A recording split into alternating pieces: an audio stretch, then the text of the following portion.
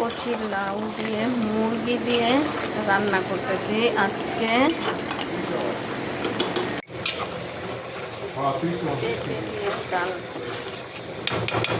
ধনিয়া পাতা কাঁচামরিচ দিয়ে দিলাম। আমার পেঁপের ডালটা একদম রেডি।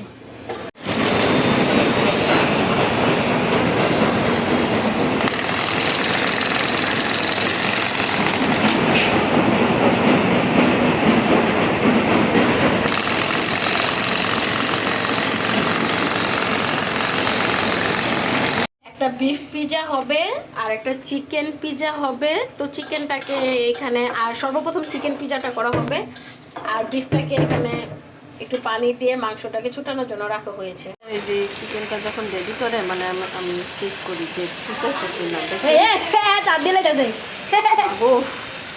বাপ, ওরে বাপ রে বাপ।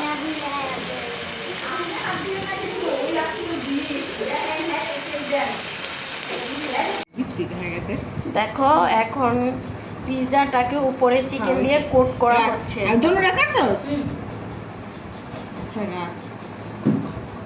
খুবই সুন্দর ভাবে পিৎজাটা এত মজা হবে। মাংস অনেক বেশি হয়েছে। আমি পিৎজা আর খাবো না, পিৎজা তুমি ভালো না, বেশি পিৎজা খেলে অসুখ হবে যে, বিকজ প্রেশার আর কোলেস্ট্রল সবকিছুর জন্য পিৎজা দায়ী।